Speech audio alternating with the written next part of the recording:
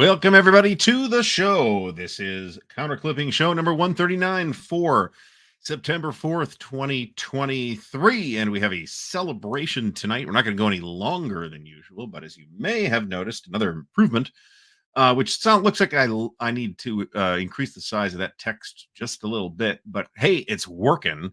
And that is a positive step over previous attempts to make this friggin' thing work. So before we get started, I'm going to remind everybody too, if you haven't already, please do thumbs up the video, clip that thumbs up button or something similarly cheesy. And subscribe to the channel if you are not already subscribed. And for those of us who are here, thank you very much for stopping by this evening. We're going to talk about ASL, or Advanced Squad Leader, which I'll get into that. Right. I wanted a bit of a low prep stream tonight, and I think I can. I think I have close to two. We've got other stuff too, but I think I've got close to 2 hours worth of opinions. So we are clipping counters from Death Valley, Battles for the Shenandoah, from GMT Games, a very fine product, as I have mentioned before. And we are drinking something different, a gin and tonic. And it's pretty good. What we have here is Hendrick's Gin, bottled at 44%. It's very good and makes a big difference. Better tonic water than the regular stuff. This is Fever Tree. They make like a whole bunch of different ones, but this is just like the regular Fever Tree tonic water. And I bought it like a year ago, and I have not made a gin and tonic until literally tonight. So off we go. And I've had a bit of a stressful weekend because yes and no, but well, maybe I'll talk about that in a minute. So we do have a celebration this evening of 7,000 subscribers, which we hit around midweek last week. So we have as I promised, we have a very cool giveaway. It's just one thing, but it's one thing that's really, really cool. So I am very pleased to be, and if I tell you who it's courtesy of, I'll give it away. So, well, we will be giving it away, but I'll tell you later. My Yanks and hold on. This works differently now. Shit, that's the wrong one. This works differently now. New highlights that take up way less screen real estate. If anybody has any feedback on that, is it too small? Is it just the right size? If you're watching this on your phone, it's probably too small. If you are watching it on a big screen TV, it's probably fine. But I've been meaning to do this because folks that watch after the fact don't have the benefit of seeing necessarily the chat messages. So, John, are you the latest? I think you are, actually. Thank you for that at the time. So there we go. Pull that down. So before we go any further, let me pull up the relevant screen and say hello to Andrew Atkin, Chet Bill, Crunchy Krusty Captain, David Zell, Ed Holtzman, Egret, Half-Ass Gaming. John, thanks for stopping by. Iggy Crichtall, the legend himself, Fucko, Jack P. I wonder if that's the Jack P I'm thinking of. James Whitmer, Jeff Beeler, Jeff Taylor, Jeffrey Wesovich, Joe Clifford Faust from sunny Northeast Ohio. It was indeed sunny here today. Joe Okabayashi, Joe Perez, John Friesen, John Longshore is in the house. John Mogg, thank you, John, for becoming the latest swordsman level patron. That support is much appreciated. John Madison, the youngster of gaming. John Stanley, John C., Jonathan Dyer, Kilroy of Kilroy was here, is here. Lee Grant, Lynn Pratt from sunny Central Ohio, Mark McNair, Marty Sample, Matt Davidson, Michael Welker, Patty Rafesky, Perfidious Albion, Pete Bartlett is in the house, Randy Maudlin, Richard D. Fortuna, Scott Bell, Stacking Limit, Tom Borman, Vicky, thanks for stopping by tonight, Will GM for Food, William Aarons, William Boardman, William Bird, and Wolf Dog. So thanks everybody for coming out. And I apologize once again, as usual, if I missed anybody. Highlights very annoying. What is annoying? What does annoying mean? Does that mean annoying? I'm not sure what that means. Enrique Romero, thanks for stopping by. I didn't put this out on social media, and I meant to, and I just ran out of time. So we were dog sitting for my in-laws' 2 dogs, one of whom was with us temporarily for several months, and they adopted, and that's going great. And the other one is my wife's stepbrother's dog, and he's got some issues right now. And so this nearly feral dog was a real handful. So that was the cause of the weekend stress. This was very good. Okay, so let's start out by talking about what occurred this week.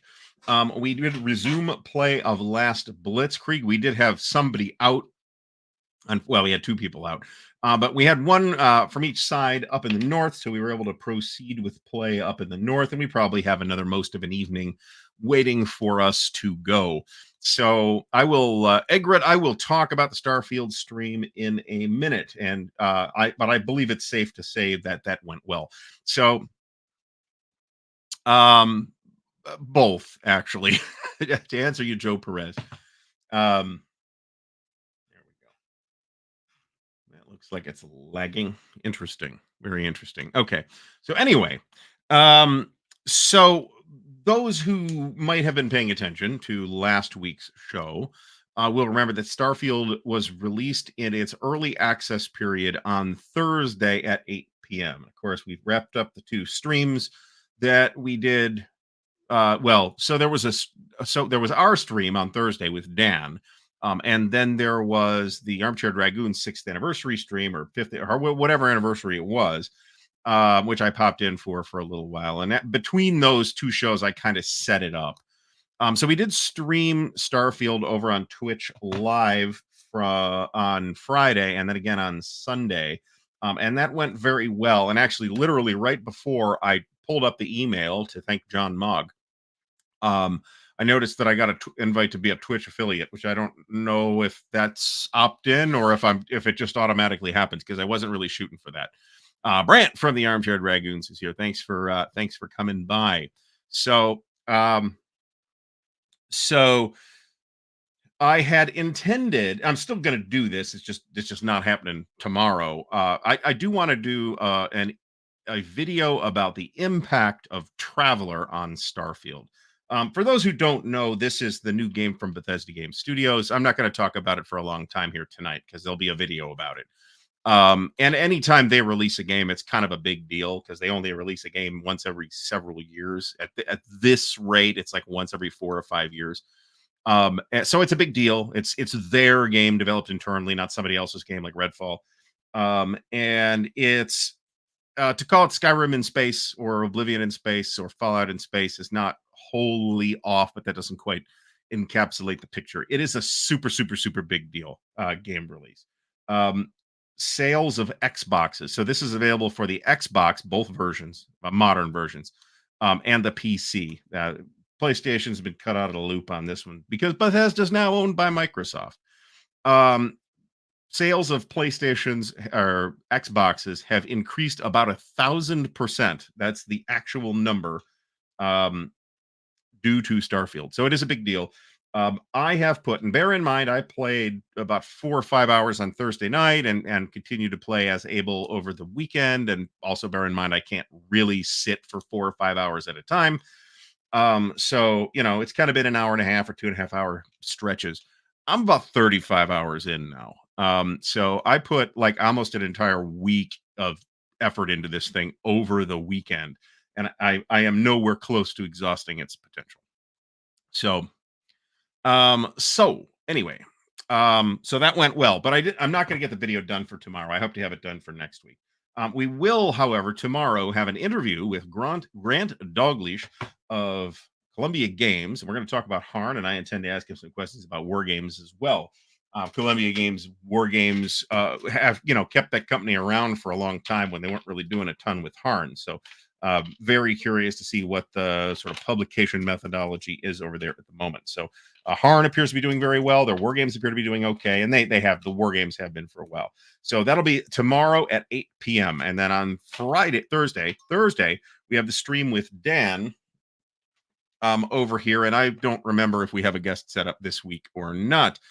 Chad Canadian, John C. from the sunny Philippines. If I didn't say hello to you, welcome back. Good to have you here. Oh, we do not put ice in single malt. It better be, it's going to be some pretty shitty single malt if that's the case. So, and there is such a thing as shitty single malt. Scotch being single malt does not automatically make it better. Um, it does make it, in my opinion, a little more interesting in a way because it is the expression of the distillery's process and their materials and their ingredients, right? So you get to kind of examine that in detail where those subtleties might be lost in a blend. But there's nothing that says a single malt is automatically better in any subjective or objective way. Um, to a blend. There are excellent blends. There are lousy single malts. Um, and a lot of times it does depend on the particular expression from the distillery too. Like older Bowmore is really really good. Younger Bowmore is trash in my opinion. Any so Jeff Anderson, let me touch on this. Looks like we're all right. Well, that appears to have stopped working. Oh, I know why. Shit. Hold on. Let me fix this. There we go. All right. So that'll fix that chat. So we missed that. Sorry about that. So there's one of the weird idiosyncrasies of having the chat on screen is that I have to keep pop out chat open, and I'm in the habit of closing it after I'm done with it at the beginning of the show. So I really like Johnny Walker Black. I think Johnny Walker Black is very good, Pete Bartlett. Um, I am happy to drink it. I don't normally buy it, but if I'm like out, I mean, most places that have any scotch at all will have Johnny Walker Black, so it's very safe. Um, so Jeff Anderson, let me pull up the old style chat here for this one. Mentions that he didn't see any war games at their booth at Gen Con. It's not surprising, but don't read a larger message into that than you might want to. Because they're literally running a Kickstarter at that time or very close to that time. So the big push was behind Harn. Now bear in mind um, that Columbia Games hasn't been at Gen Con, and I saw pictures of their booth, and it was pretty fancy. They haven't been to Gen Con for quite a number of years, to my understanding. Of course, neither have I. It's in like close to, or almost, or maybe more than 20 years. Um, so, and it's Gen Con, right? Nobody's going to Gen Con for war games at this point. If they are interested in war games, it just, something they're interested in. It is not a war game convention, even though it started like Origins as a war game, strictly war game convention, right? So, oh Jesus, Ed says that Johnny Walker Black is more affordable than Macallan. Macallan is something I like, but will no longer buy. It is simply too expensive. It is more expensive than it should be. Let me put it that way. Is this doubling up on me? No, that works fine. Jeff Beeler has a full set of squad leader, which need for the maps. Not anymore. That's not true anymore, and we'll talk about that. So there will be some new 3D printable model files available sometime around the end of the week. I have some stuff ready to go, but there's a couple there's still a couple of things that need to be prototyped, and I wanted to get them out. So we are that is coming. It's just going to be a little bit later than it normally is in the month, but we'll see it later on in the week. Um, so, do I have anything else? No, we'll do the giveaway later in the show. Not at the very end, but we'll do the giveaway later in the show. And it's ready to go. Mm-mm-mm-mm. All right, so we're going to talk about a game or a system we've mentioned many times on the show, but which we've never done a dedicated show on. We did a dedicated show on OCS, and we've done we've touched on a lot of series war games. And I think at this point that we have to consider Squad Leader slash ASL a series war game. That up.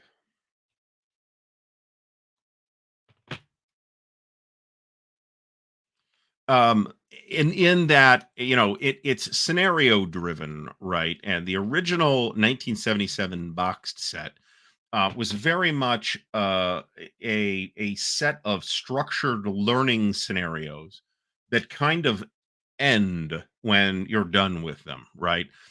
You could theoretically go back and play those early scenarios, but they're not really designed to be super replayable. They're designed to teach you how to play in a series of gradual steps in 1977.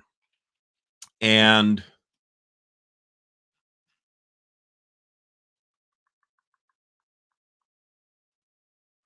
Scott Bell can't read any of the stuff on the screen, including the highlighted comment at the bottom. I really probably should make these bigger. Oh, that's a problem. All right. So let's fix that. Um Thomas Bandy, welcome back. It's been a while since I've seen you here. Best games on the Crimean War. To be honest about it, I think the old Crimean War quad from SPI holds up pretty good, to be blunt. There we go. That'll work a little bit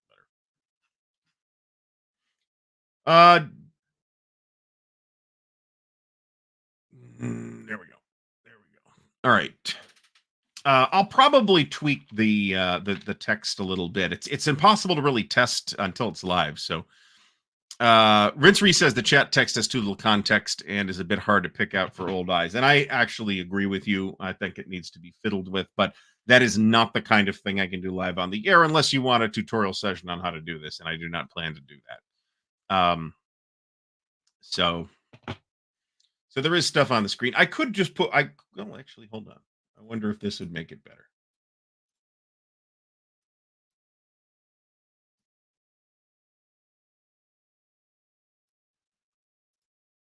That might be better, actually. That might actually work. So just because of the contrast against the door. And where did the God damn it? Where did the thing go? There we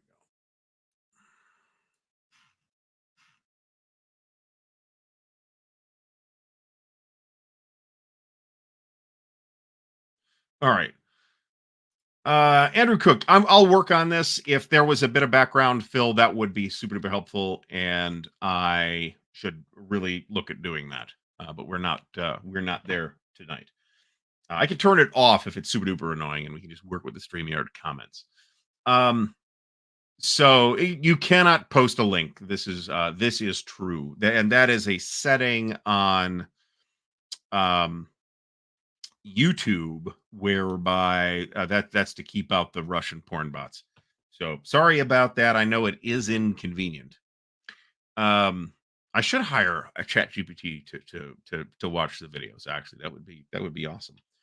All right, Jeff Beeler says he finished reading the ASL Wikipedia article and realized the components of GI Anvil of Victory mostly replace those of the earlier kits. Very frustrating, and then ASL comes along. And we'll talk a little bit about this too, at least about this general topic, and not necessarily about GI Anvil of Victory, which I actually never had. By the time it was like an option to buy more squad leader stuff, advanced squad leader was out. I mean, remember that did happen in 1985, and I did buy it. I don't know if I bought it immediately, but I bought it fairly soon after it came out. So, Nordic Maelstrom asks if you got the starter kit based in the Pacific, does it come with the rules that were in the other starter kits? Yes, but you need some of the informational counters that are in the other starter kits. So of the boxes, the first three are standalones. The fourth one requires the other three, and that is the Pacific one. I think that's technically true. I think you might be able to get away with starter kit one, but I'd have to look at the scenarios to refresh my memory as to whether they contain armor or ordnance. Probably not a lot of armor in the Pacific. Well, on the islands, there's not a lot of armor. But so those scenarios might not have that, but they probably do have some artillery. So, because a lot of those islands had, I'm just thinking about the history here, right? Dug in Japanese guns, for example. So Perfidious Albion says that prior to the starter kits, most of us came from the squad leader system. That's true. But as somebody else is pointing out, the best way to learn squad leader or ASL is to learn it from somebody that already knows it. So, and we'll talk about complexity. So, I think if we took a poll as to um, what was the most complicated war game you've heard of, and we left out, we said hardcore ASL people, you are ineligible for this poll. I suspect that ASL would run away from with it by a wide margin.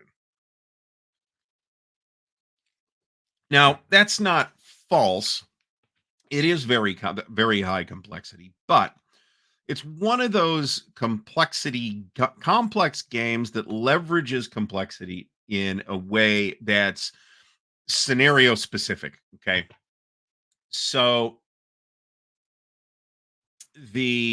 so as Jeff Beeler says, I believe the rule book in Starter Kit number 4 is the complete rules. You don't need the rules from the previous games, but you may need some maps, and you definitely need some counters. Um, so you don't necessarily need to know all of the complex rules in ASL to play ASL, even well, to be honest. Um, and that's illustrated by the starter kit. So let me go through the timeline here, because there's only like 3 important dates. In 1977, we have the original John Hill designed squad leader. In 1985, Advanced Squad Leader is released, and the way Avalon Hill released it, it was in a big binder in a slipcase. And then you had to buy Beyond Valor, which was the module containing the German and Russian orders of quote unquote orders of battle, um, and all of the informational markers and the boards. However, at that time, you also needed boards 1 through 4 for many, maybe even all. I don't really remember that clearly of the scenarios. Um, you needed boards 1 through 4 that were in the original squad leader. So you were expected to buy the original squad leader too, right? But remember that ASL, when did they sell to Hasbro? 98, 96, 96, 97, 98, something like that. I didn't look that date up. It's something like that. It's around the time that Game Designers Workshop boards up the windows as well. So ASL under Avalon Hill has like a good 12 or 13-year run. And they do a lot of stuff, right? They do a module for every like major nationality. And then 2 modules. I don't know why they broke it up this way. It's just silly. For the quote unquote Allied and Axis minors. And they did release Doom Battalions right at the end. It was one of the last things that they released.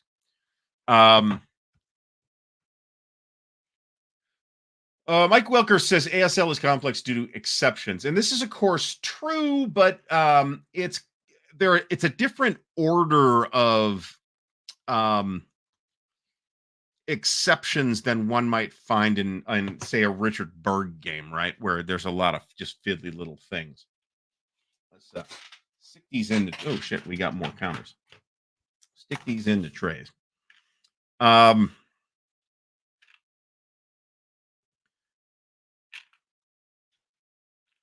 so there are a lot of situational rules, and those situational rules tend to come up per scenario. There are certainly like odds and ends that come up in play organically and could happen in any game, and that does happen. Heat of battle rolls, for example, that kind of thing. But generally, that you'll know going into the scenario just how many of those weird little situational rules are going to apply in your game. Is the scenario at night? Is it in the Pacific Theater? Is it in the desert? Is it, there's a whole bunch of um, other things. Guthwolf, welcome to the show. Thanks for stopping in. Um, so Jeff Beeler says interesting vehicle choices in ASL Starter Kit 3. That's just going to reflect the scenarios. Man, that text is really tiny. That's just going to reflect the scenarios that they picked, though. Remember that the starter kits are like a distillation of the main rules into as compact a package as possible, right? And then you gradually get more starter kits, and then your ASL world in principle gradually expands. And there's a little more it's a little more robust than the original programmed instruction. It's not explicitly programmed instruction, but it's really programmed instruction, in that you're clearly intended to play the ASL starter kit number one scenarios first, right? And they start you out with, each side has a few squads, a couple of leaders, and maybe a machine gun or two, right? Just to kind of get you used to the very basics of play. And then over the course of starter kit number one, they bring in a few more things, but not a lot. And nowhere in starter kit number one do you see infantry, armor, or artillery, or any of that. Starter kit number two brings in artillery. It is standalone. You can just skip right to number two if you want. Starter kit number three skips to armor. S1 absolutely has support weapons. SK1 has support weapons, as just machine guns and maybe demo charges, or it might just be machine guns. That I don't remember, but there's absolutely machine guns in it. You can't leave machine guns out. Now, if you're talking about the scenario, yeah, I think you might be right about that. There might not be support weapons in the first scenario. So,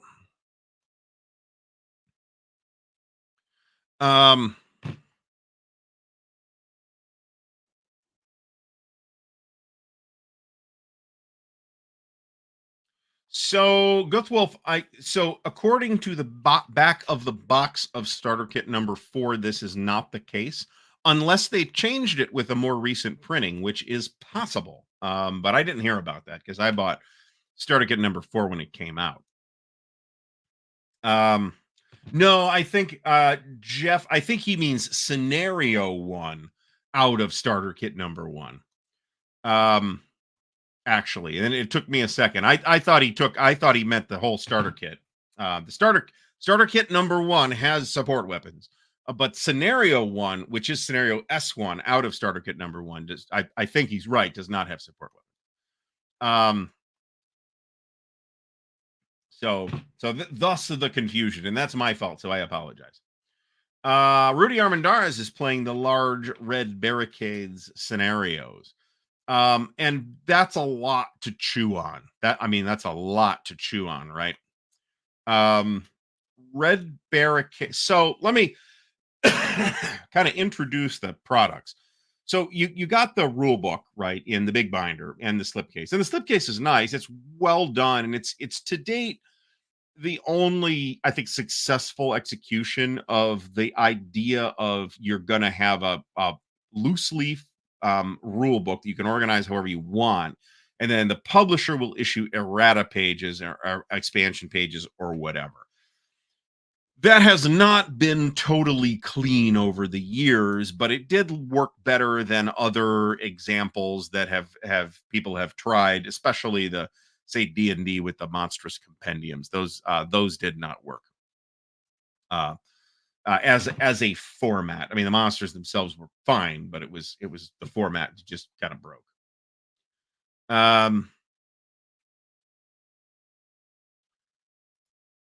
Preface albeit. So there is a bit of a barrier between starter kit rules and full ASL.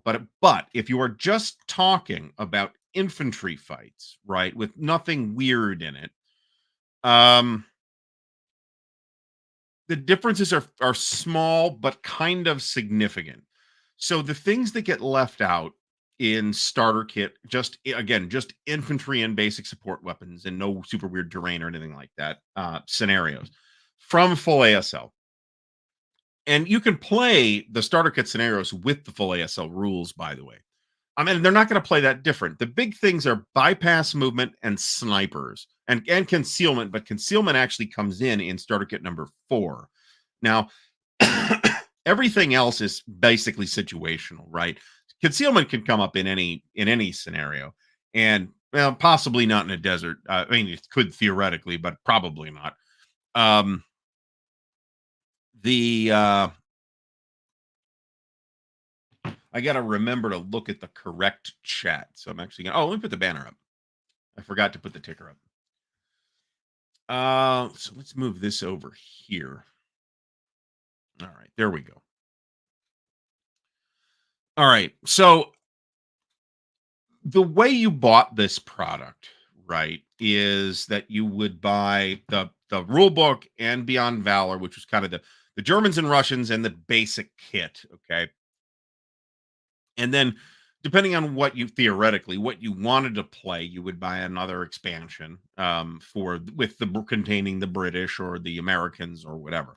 Leaving the Americans out was a I feel like that had to have been fairly controversial at the time, leaving them out of the core book. But you got a lot more counters with. I mean, there was an attempt in ASL to produce a quote unquote order of battle that was broadly reflective of the German and Soviet armies, during the entire duration of the conflict. And that wasn't something that was really attempted in Squad Leader, right?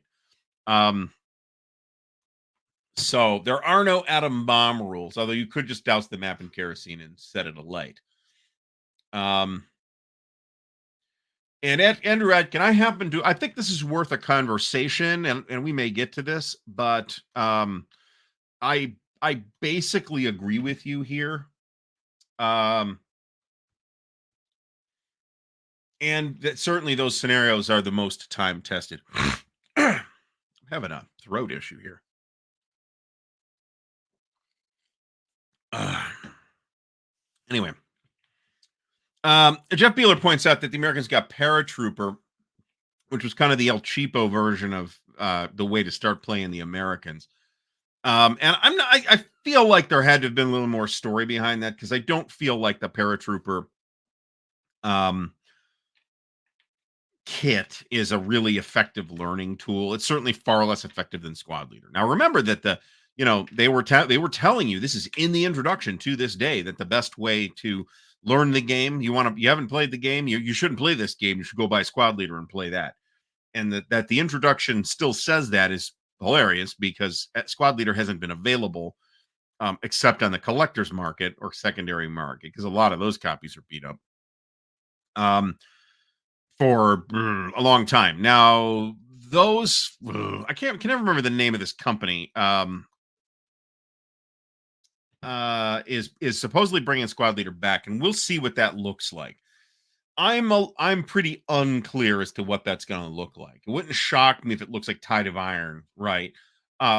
It wouldn't shock me if it looks like Squad Leader, right? And if it is, I hope they will. I have big mixed feelings on the original cover, which certainly is iconic. There's no doubt about that. And it's a great cover. I don't know if I would do it now.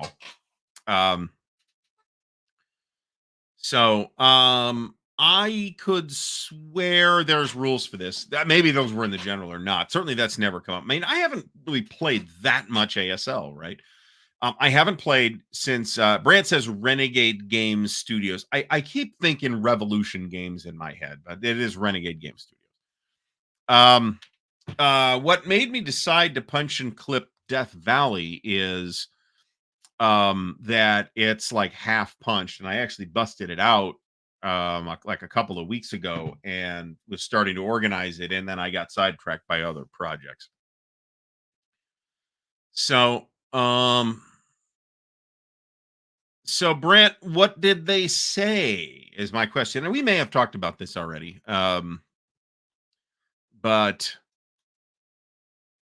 other than spring 2024 ain't that far away anymore, right? That's only half a year away at this point, more or less. So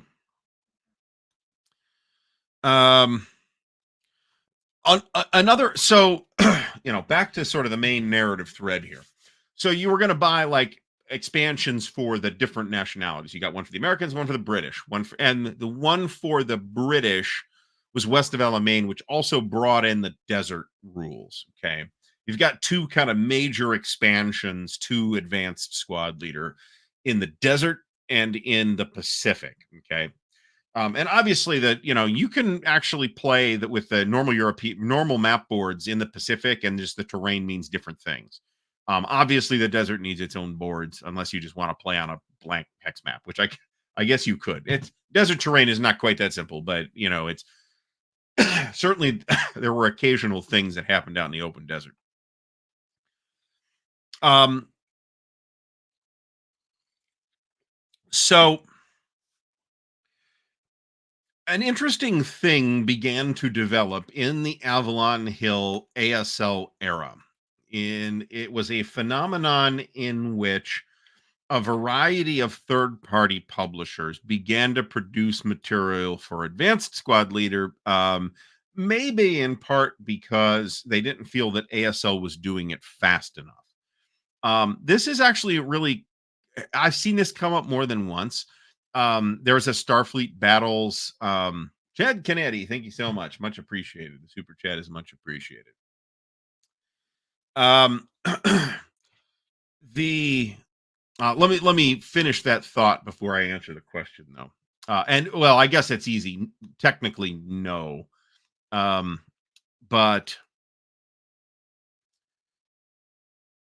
so a decent number of third-party publishers began producing material for ASL, and there was an equivalent situation with Starfleet Battles where they didn't feel like, whether it was Task Force or Amarillo Design Bureau at the time or not, I don't remember.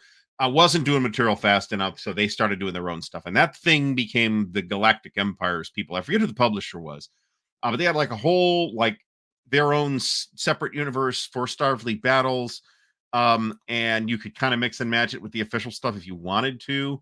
And then they did a collectible card game based on that, and it was pretty good until they started doing expansions, in which time their lack of testing broke it.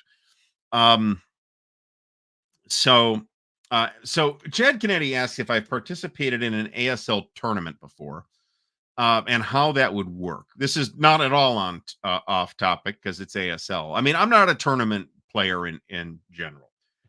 Years and years and years ago, I went to an ASL Oktoberfest, and it wasn't at the location I went to like last year. I think that was last year. Shit, that's coming up. Um,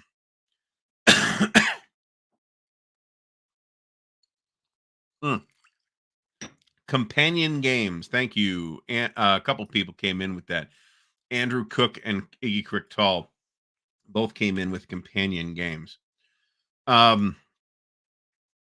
And I think the way it works is that you just play a bunch of different games, and there's some kind of ladder, and whoever has the most wins at the end, or the most ranked wins at the end, is the winner. I think that's how it works. But even at Oktoberfest, there's multiple tournaments happening there. So, and there's usually tournaments at Winter Offensive. Well, I don't know. I assume always, but I've only been to one. Marty says that Avalon Con had a large ASL tournament, which I certainly think is a thing. And I will tell you that the ASL people often still use glasses.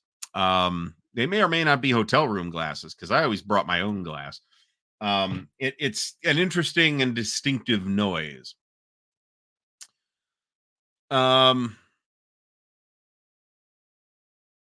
So Brant says that Hasbro approached them. Now, what the Hasbro package sounded like is another question as to whether it was just Access and Allies. I mean, they may have. I'd be curious to have that conversation with them. I should reread the article. I did read it back when it came out, but I don't remember. So a number of third parties started doing stuff for ASL. Um, and I guess the two most noteworthy here, kind of opposite ends of the spectrum in a way, were Critical Hit and Multi-Man Publishing. Okay, and yes, Multi-Man Publishing was at the time 1/3 founded and financed by Kurt Schilling, who has kind of made an ass of himself in recent years. But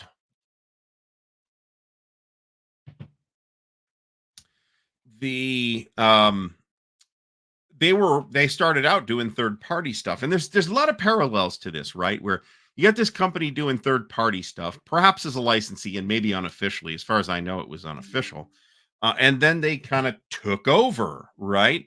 Took over doing it. This is very similar to what happened with Digest Group, um, with Mega Traveler, where they were kind of took Traveler over for from GDW, because GDW lost the in-house expertise. Here we go. Lost the in-house expertise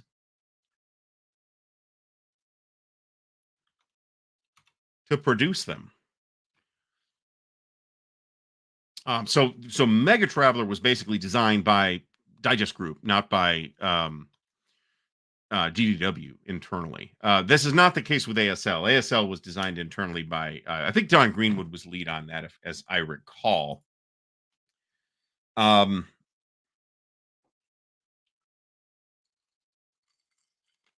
not going to bag on Kurt for the video game thing. It did not go well, however. I did put that. Let me put this here if I could see it. Well, that didn't work well. Poop. Well, it's in the chat, so people can just click on it.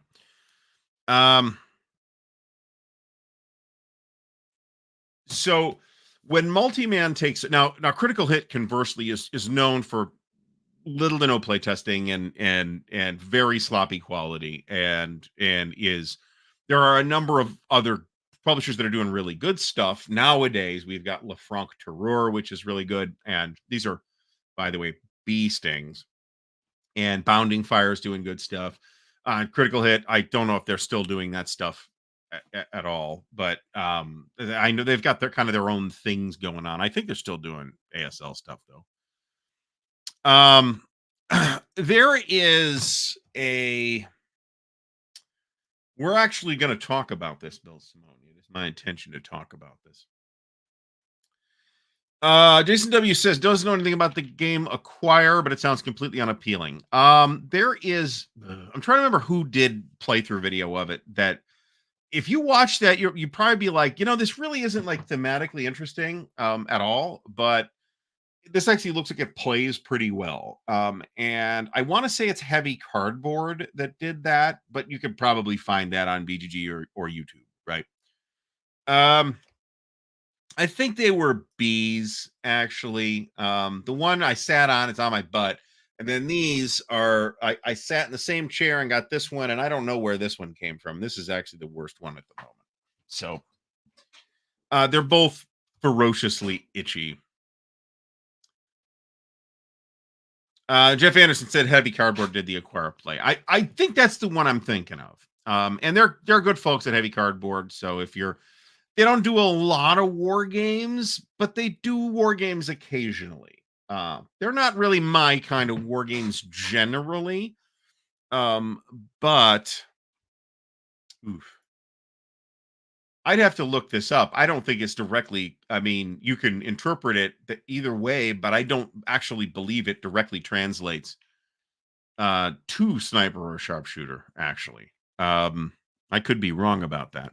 By the way, we're back with the 2mm clipper. I replaced the spring. It's working great. And I replaced the spring off my 3mm clipper, which I just don't probably need anytime soon. And I'll figure out how to get a replacement spring for it. So did they do this? Because this sounds ridiculous and asinine. But that doesn't mean that Critical Hit didn't do it, because they are known to do things that are ridiculous and asinine. All right. So I'll tell you what. I'm gonna ditch that and ditch that. We'll go back to StreamYard and then I'll fool with it later. Okay. There we go.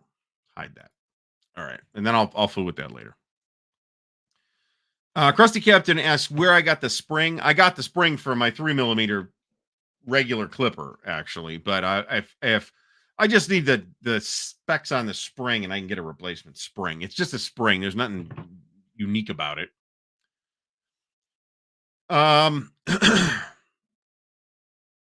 I think how I would interpret now, if you've got it, I mean, I took French in high school, but we didn't cover this. Okay, so that I think that probably the best translation of the term "le franc tireur," which is a term from the First World War, is probably partisan or partisan. Um, so that's how I would be inclined to translate that term. Enrique Romero asks, "What is a good clipper brand?" I should get an endorsement deal from these people. Um, Oregon Laminations. You can get them on Amazon, or you can order them directly from them. But if you're an Amazon Prime member, you can get it shipped for free. But it ships directly from Oregon Laminations these days.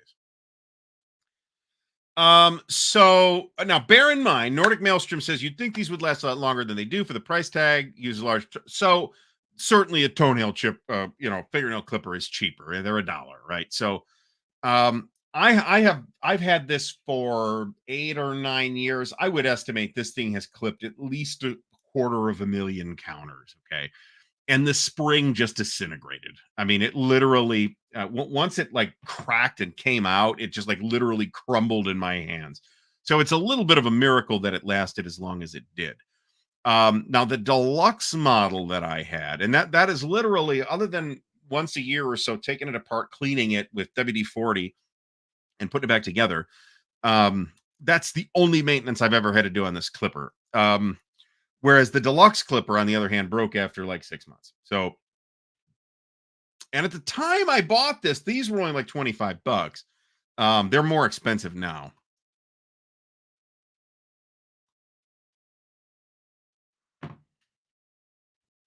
The absurdity here is scale is dependent on topic, right? What scale makes sense for a given topic is different from topic to topic. Squad level Crimean War does not sound cool, or Civil War for that matter. Now, I have gotten, and there'll be an unboxing of this at some point. Um, there'll be an unboxing of this at some point, but I got a copy of what's it called? The World War One version of Panzer Grenadier, which so that's company level actually. It's like one step up from their World War Two platoon scale. And I have to say it looks a lot more interesting than I expected it to. I actually think if you want to do company level or tactical level World War One company, depending on the exact engagement we're talking about, it is called infantry attacks, as Meandering Mike points out. If Depending on the engagement that we're talking about, companies might be a very valid scale for that. I haven't tried it yet, so we'll see. But it looks very similar to Panzer Grenadier, to be honest. Joe Faust says he only uses the deluxe for the half-inch counter, the regular for all the bigger sizes. I use the regular. This is not wet in the throat as well as I'd hoped it would.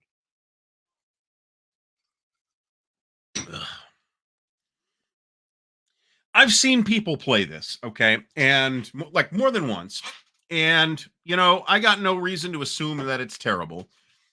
Um, I will, however, say that it is probably going to be more appealing to those who would value its strengths as a game over whatever simulation value it may have. This is Combat Commander World War One, which is called Great War Commander, and that was actually done by Hexasim. Um,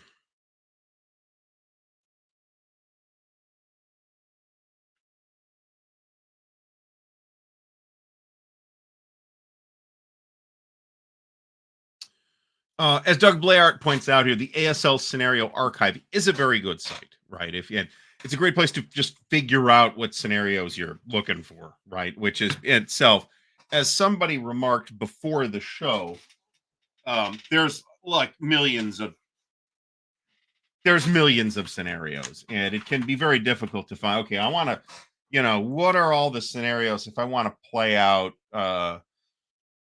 Saint Mary for example? What are my scenario options other than you could now just buy Saint Mary and get that, but before that, if you wanted, okay, Normandy, whatever you were looking for, you could really leverage the ASL scenario archive to find what you were looking for, what was where. That was also very handy. Which scenarios came in which publications is what I mean, not which scenarios are fought in what parts of the war. ASL Academy does have some good intro videos. Brant, thanks for stopping by. Much appreciated. Somebody else, Wardy Robe also has been doing some ASL stuff, and that looks pretty good as well.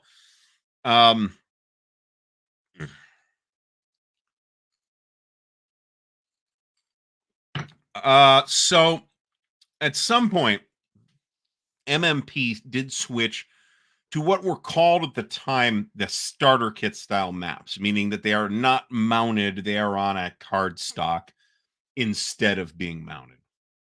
Now, at one point there's like a prestige element to mounted maps, right? Where they just feel fancier.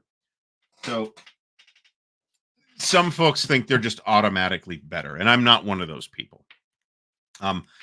I prefer the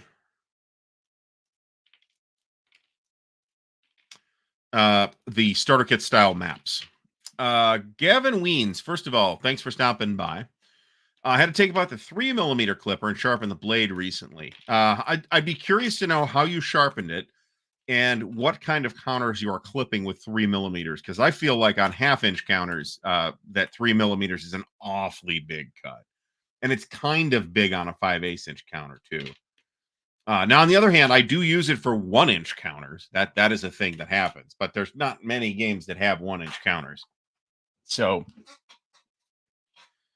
another great ASL resource, and I don't think it's been updated recently, but I could be wrong, and I'd be delighted to be, is Desperation Morale. That's Mark Pitcavige's site.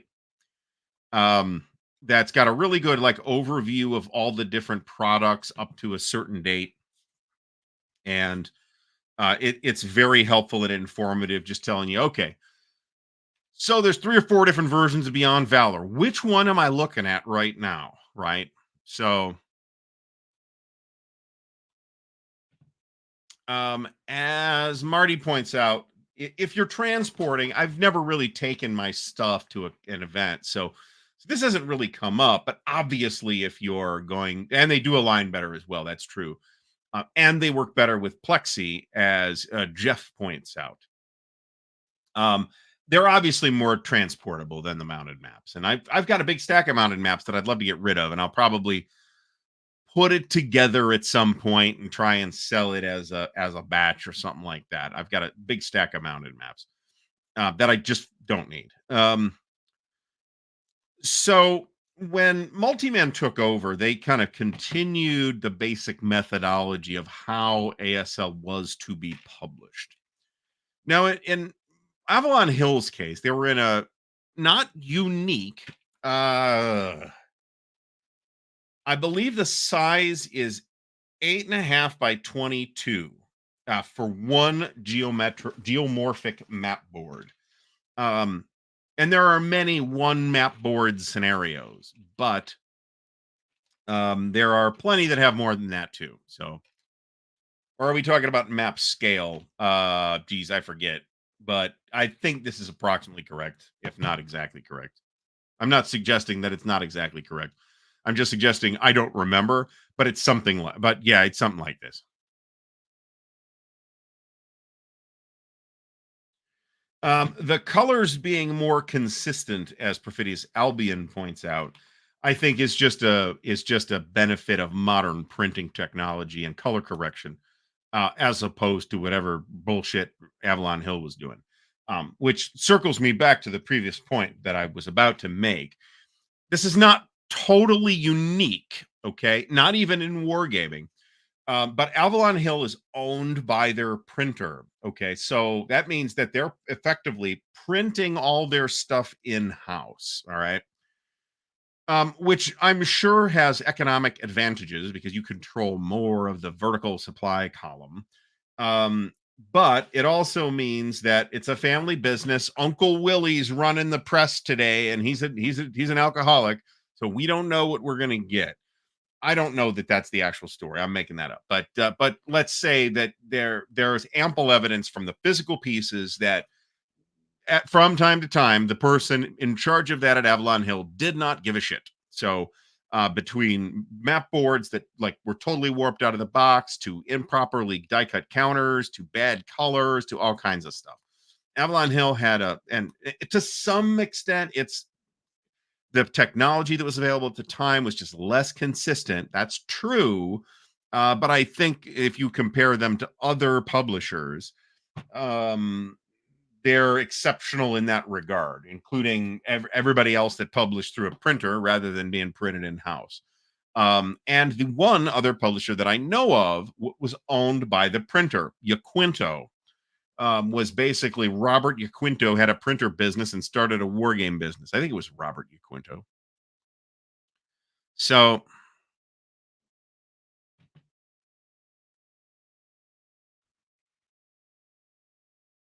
James Whitmer points out public service message for Canadians looking for ASL stuff. Battle School, also Tatanak Games also has should have a decent selection of ASL stuff as well, and they are in Canada. They're in Nova Scotia, as I recall.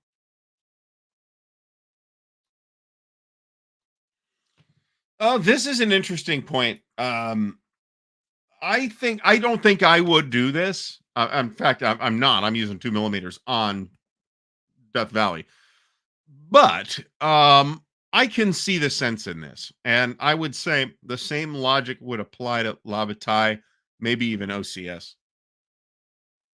I'm having a considerable some of the worst voice problems I've ever had on the show. I don't know when the GMT Robert Yaquinto, there you go.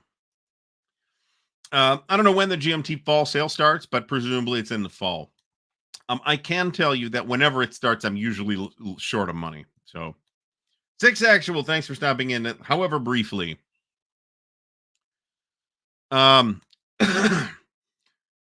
and then, I mean, a lot of these companies get started, as a corollary to running some other business, right?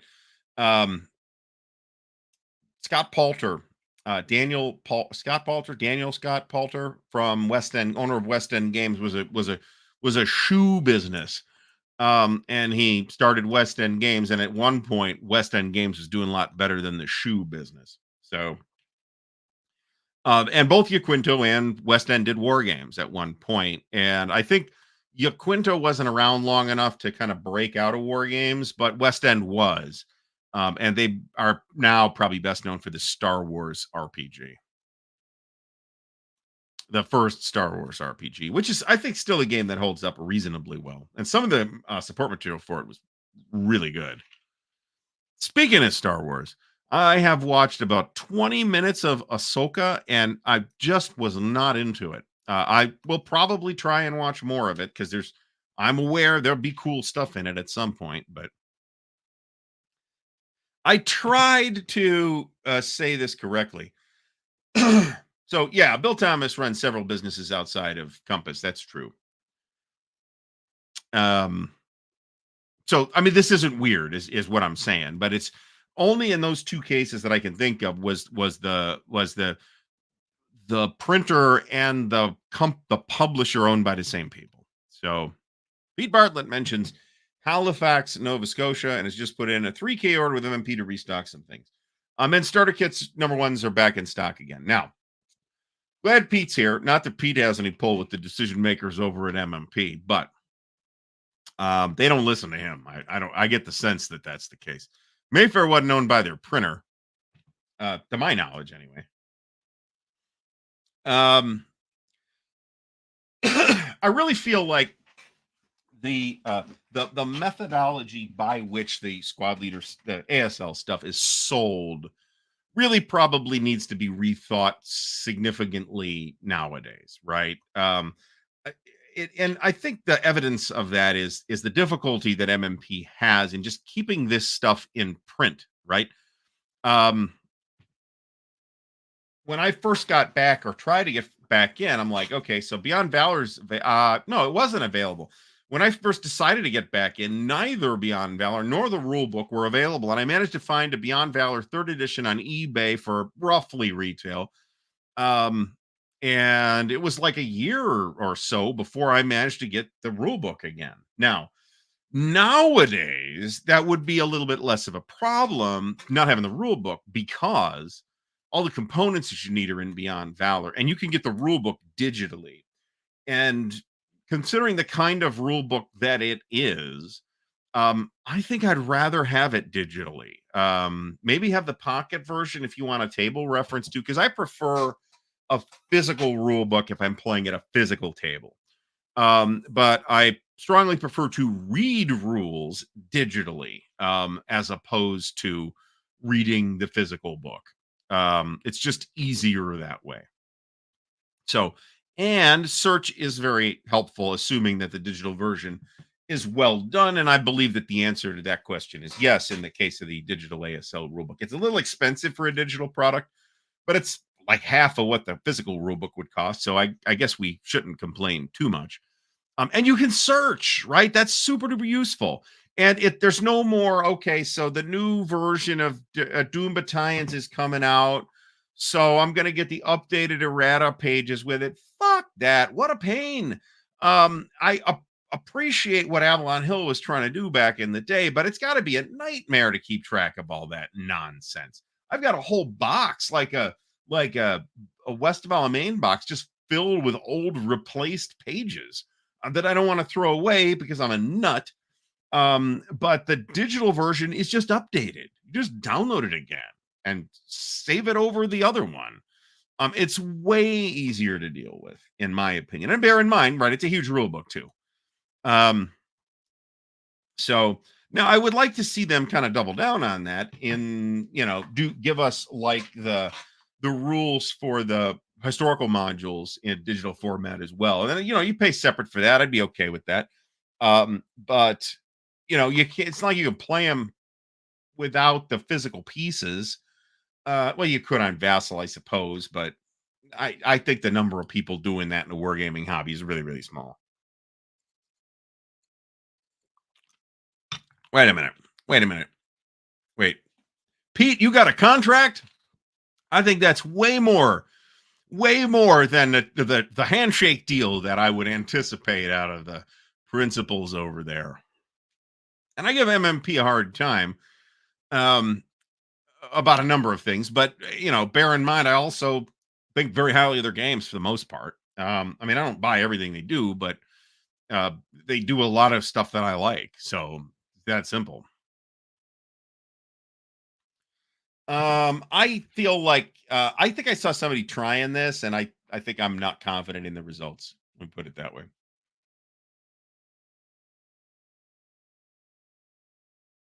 Read Era.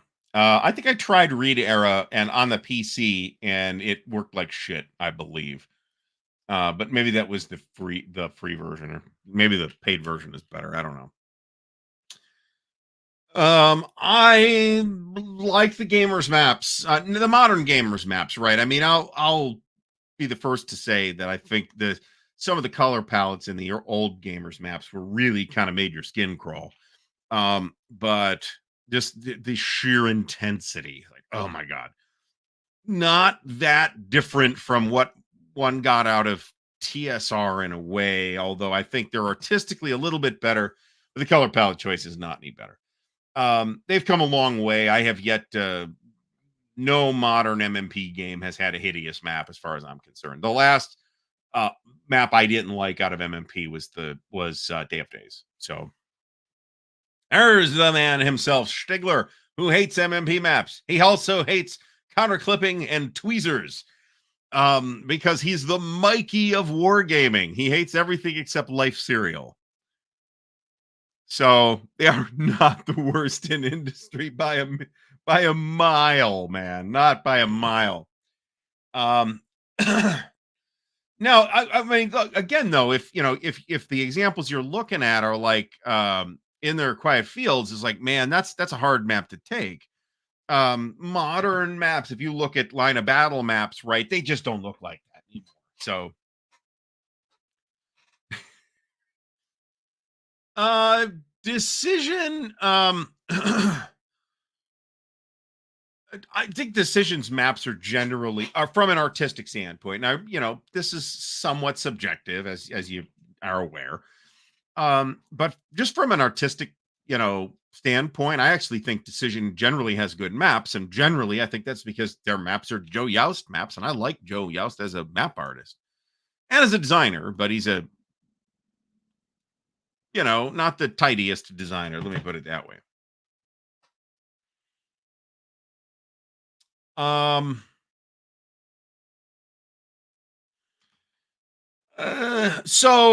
from again from an artistic, so there's kind of two dimensions by which I think we judge a war game map, right? One, and I'm not talking about necessarily, you know, are there charts on the map or something like that. I'm just talking about the map, right? One is how pretty is it, and the other is how useful is it, or does it um get in the way of playing the game? Okay. And one can have one of those things, be good at one of those things and bad at the other. I suppose that from an artistic standpoint, the Day of Days map is not terrible art. I just think it's really hard to use, and I don't like it as art. But I'll be happy to say that that is even more subjective, and I just think it's hard to use. I think it's hard to tell the difference between some of the different terrain types in actual play. So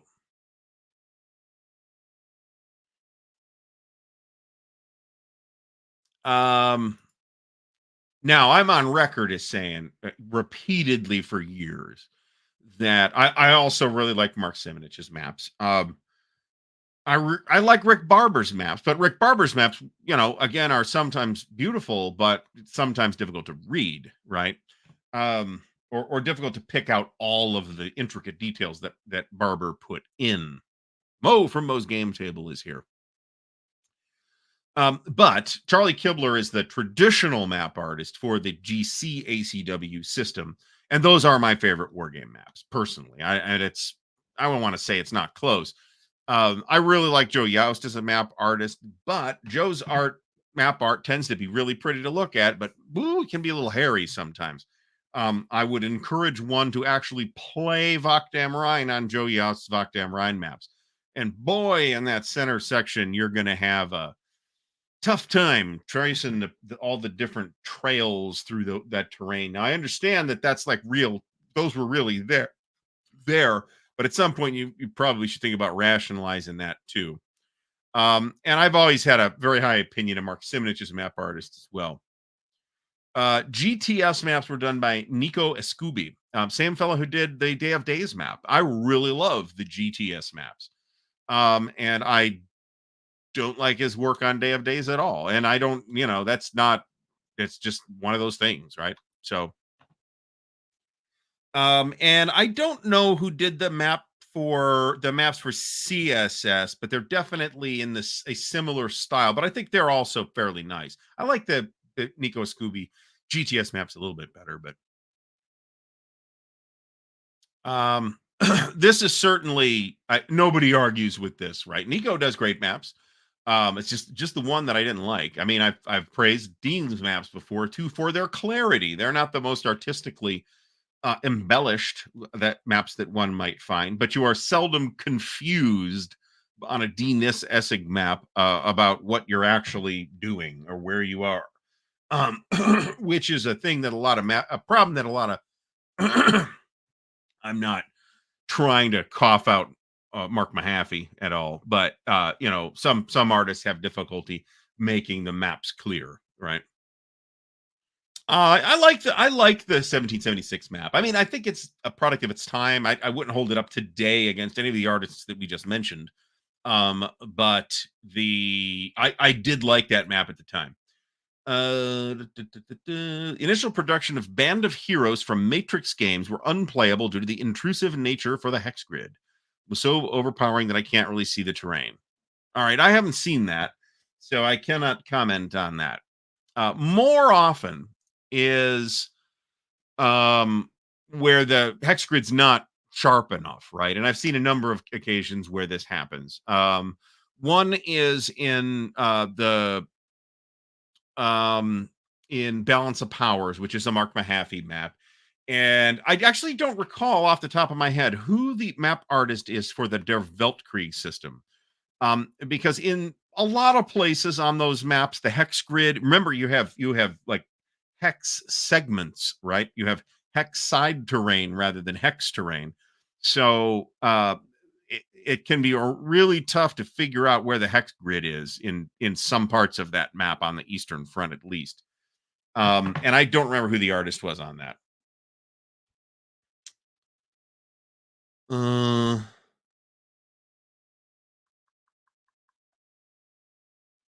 so do you mean like a background glow? Because yeah, that would be a bit abrasive, I think.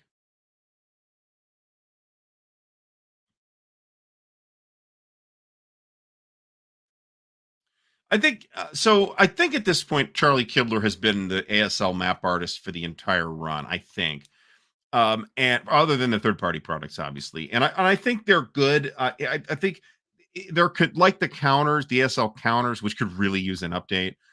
They're a little constrained by the tradition, right? Frankly, I think it'd be a better idea to blow the maps up too, to print those geomorphic maps at double size and just have bigger hexes, right? Why not? They're only 8.5 by 22. I mean, just make them twice as big. Is that I don't know what the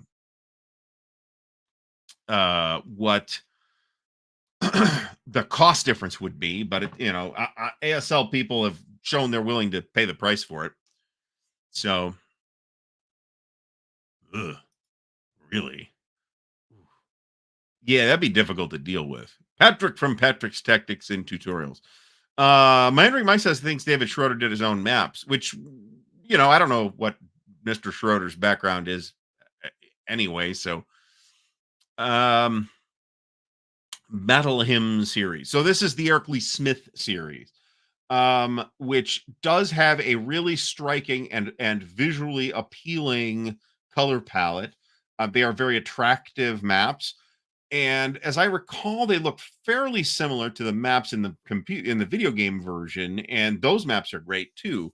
So, and the density on that is quite low. So, given the scale, I feel like there aren't any real serious issues to complain about with just the map art there. Um, so they did the deluxe Redux kit a year, 2 3 years ago now, actually. Um, so it is a good idea.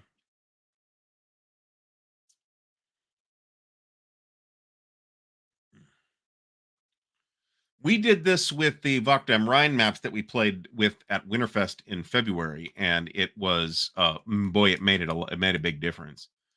It would be a lot harder to play on a real the actual maps. So the ASL Deluxe maps are about 1.5 times the size of probably closer to 3 times the size of regular hexes. Let me put it that way.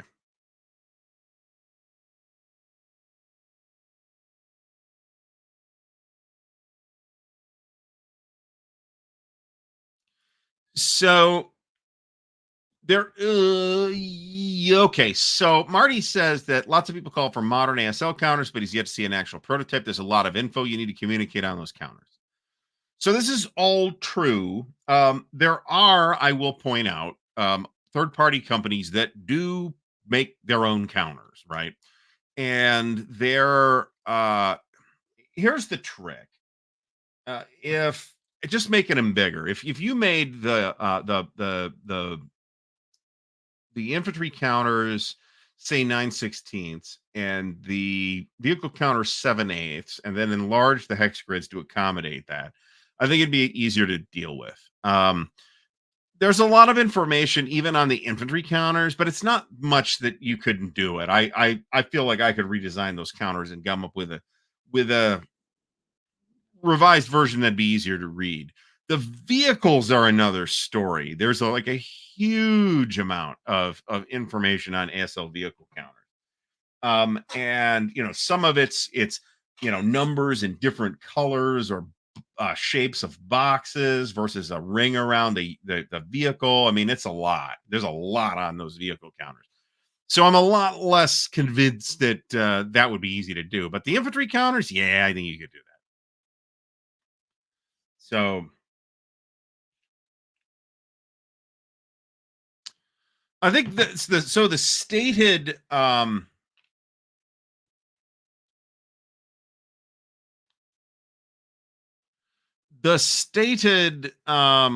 use for deluxe ASL was that it was the right scale for micro armor. And I've never seen anybody play it that way. I understand that did happen from time to time, but I've never personally seen it. This is true, but this is a dumb way to adjudicate that because different versions of the game have different counter thicknesses. So they have already kind of cocked this up. Um, you could I mean, there's a number of ways you could solve this problem, right? You could have a different measurement, or you could adjust the art, or whatever. This is true, but it's a really clumsy way to adjudicate that anyway, frankly.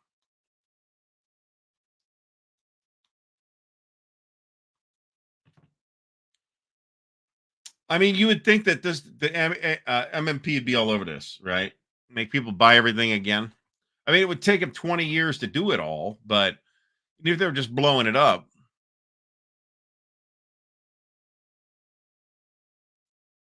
Dave 1013.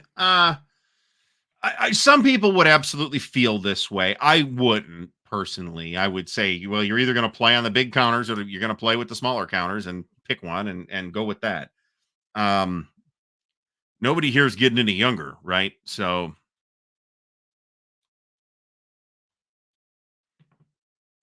now that's another thing is I would probably be inclined if I was in charge and I was the ASL wizard. I would probably just say, you know what? Fuck this. I'm going to sell the boards and board packs and the counters and counter packs and not deal with the boxes or anything like that because I mean, I've never done anything but throw the boxes away because they're not a great way to store this stuff. Yes, there are people who will complain about that, but I would be happy to take a Ziploc kit of British counters, and that's that, and be done with it, and then buy the scenario pack separately, and then buy the map pack separately, and they don't have to tie those things together is what I'm saying. So you'd have like basic maps one that's got 8 maps in it, and basic maps two that's got like the next 8 maps in it. And then you would set up scenarios that packs that would kind of go with that, and you'd sell it all a la carte. And I think it would be a lot easier to deal with. And I think it might be easier to keep it in print, right? So this is completely true. What I'm suggesting is that they abandon the old format, actually. But I mean, I don't expect them to take me up. You wouldn't want to carry both.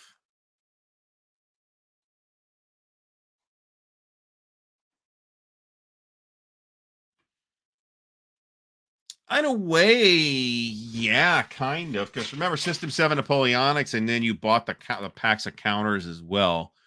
And I think they weren't the only example of that either, to be honest.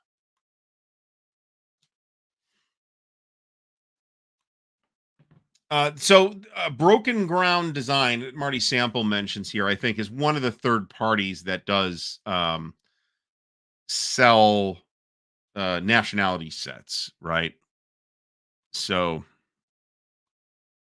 Nordic Maelstrom asks if the stream suffered a hiccup for anyone else. If so, mention it in the chat. Everything seems okay on my end. And one of the advantages of StreamYard is it's basically bulletproof. Even if my computer was to brick right now, I would still be on.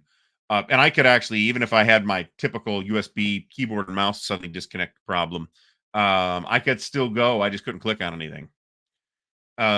So I would just, if I had to and I've done this, right? I've just rebooted and just logged back into the stream, and that's it. It's still running. People waited or they didn't wait, whatever. 171 people here tonight. Holy cow. Big giveaway, folks, in about 15, 20 minutes, I think. So I'd be happy. I mean, I'm not a competitive gamer, right? So the counter thickness thing, I'd be happy to just eyeball that and say, yeah, that looks fine. Um, there are certainly players of ASL and other games that would not be comfortable with that, and that's fine too. I just don't need to play with them. So, I think I probably have. Strigler, do we have I was listening to a podcast about Seven Pines. Is anybody working on a GBACW Seven Pines? Because that'd be kind of cool. It's a pretty important battle too. That's often overlooked. Not that there's no games on it, but it doesn't seem like there's many. You are. Oh, wait, that's not in Sword and Bayonet, is it?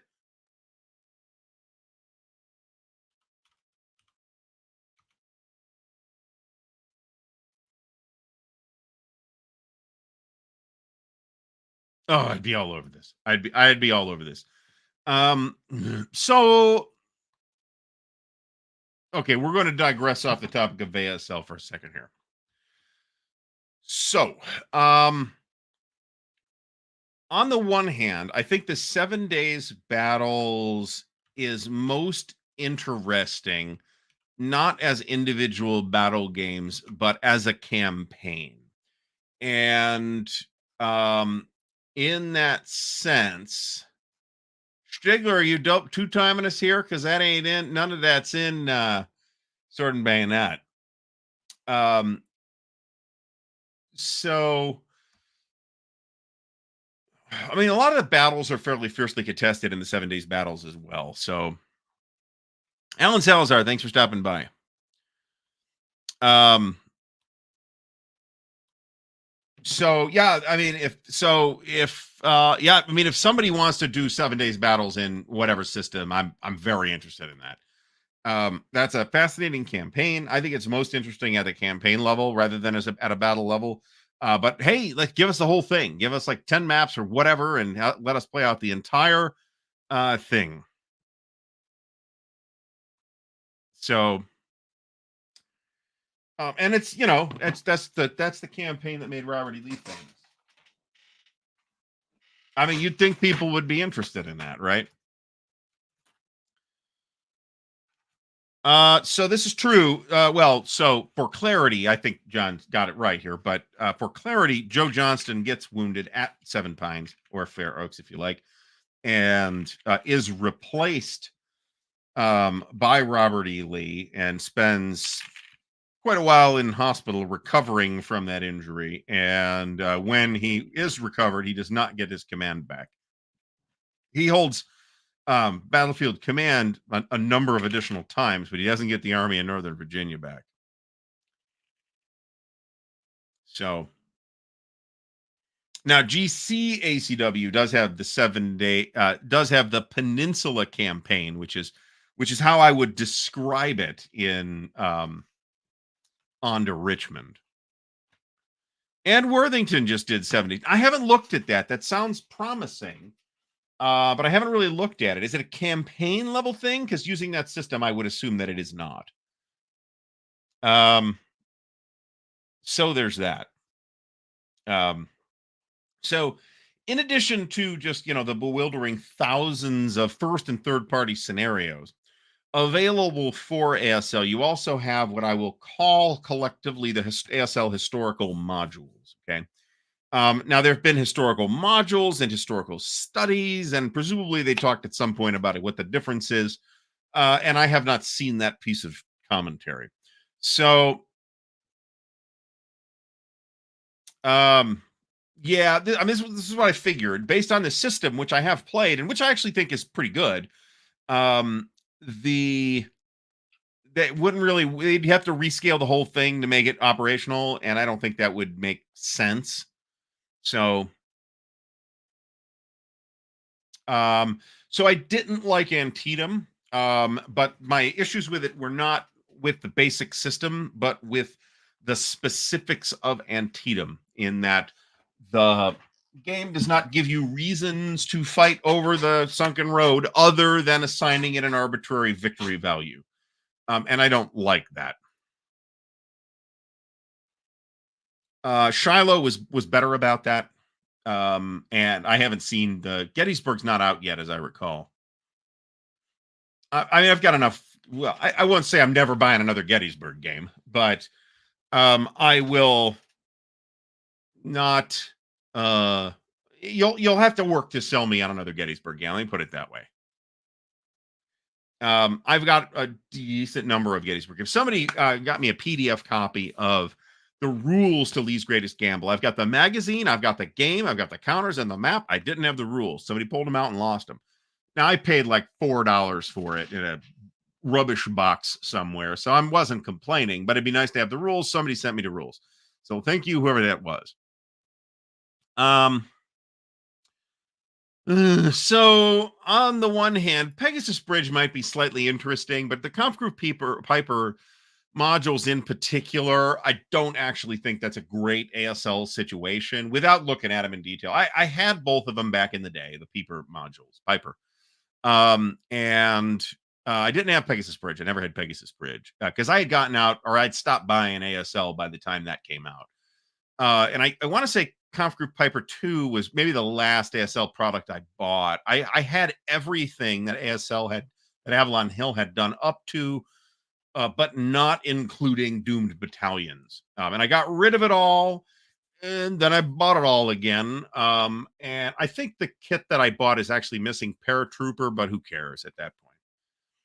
I've got the board that was in Paratrooper boards. Might have been two of them. In Yank, the new Yanks, as I recall. So I didn't need Paratrooper particularly. And now I have everything in a new MMP version, which print quality and that type of stuff is just better than the old Avalon Hill stuff, except for Doomed Battalions. That's the last piece that I still have only an Avalon Hill version. Blind Reef Tarawa is so if they were to reprint Tarawa, I would buy it. I'm not willing to pay $300, $400, $500 for it because no, but I would buy Tarawa. I passed on the last two historicals. The historicals I have are red back. I can never remember what the fucking thing is called. There's red barricades and I think red October that are combined into red factories. I think that's how it works. So I had red barricades back today, and I've actually played some red barricades, and it's something. It's squad level city fight Stalingrad. I mean, it's something. Um, and there are scenarios too, so you're not stuck playing this entire campaign for the next 4 years. But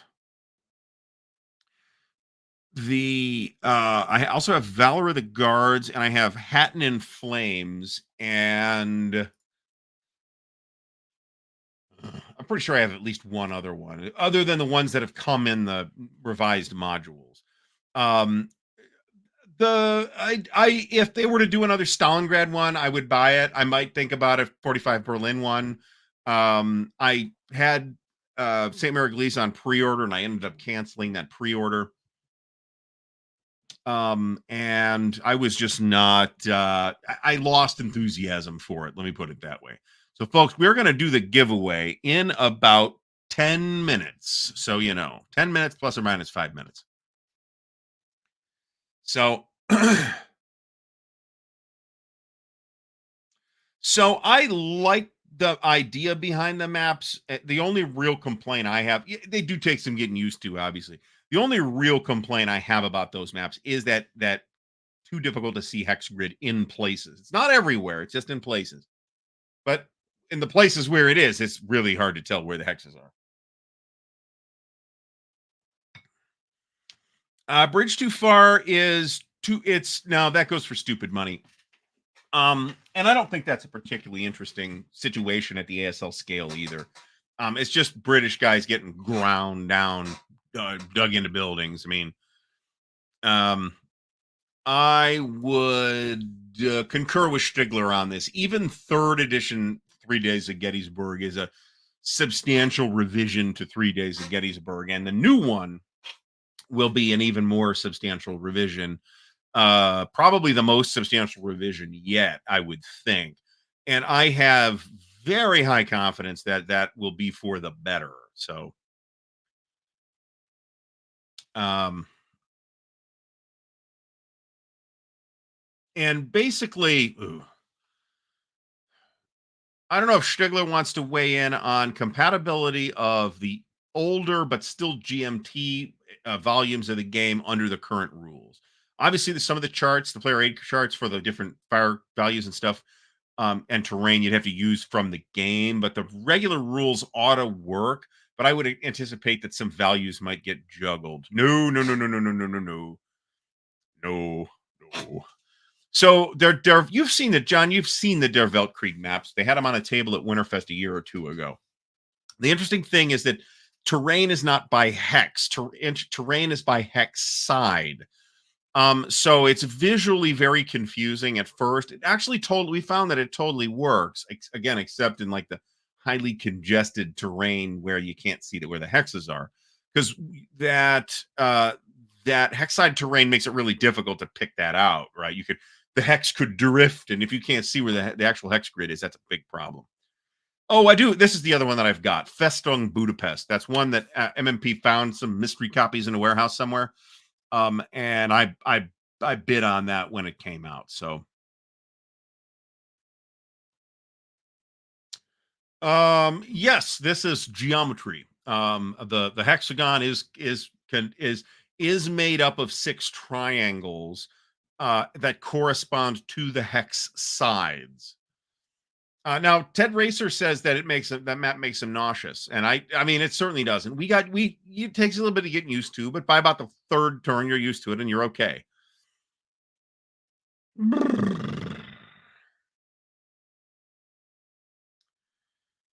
So here's a good question. If I had a Bridge 2-4, would I sell it? So I probably wouldn't, but there's certainly a mercenary case to make for selling it, unless you're going to play it, because frankly, you can get like 8 games worth of 8 relatively inexpensive games, but you could get $500 for it if it's unpunched and has all the stuff. So, no. So, John, I think you're thinking of the final edition maps, which did have sort of a similar representation of mountains. But that was just hexes, right? There's no hexide terrain or anything like that. If you set them side by side, you'd be able to say they don't look like each other, but like it almost feels like the same artist did both maps, but I don't believe that to be the case. Um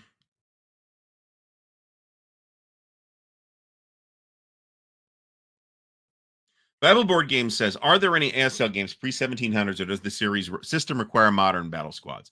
So I think this is just a function of the which scale is best for a given topic, right?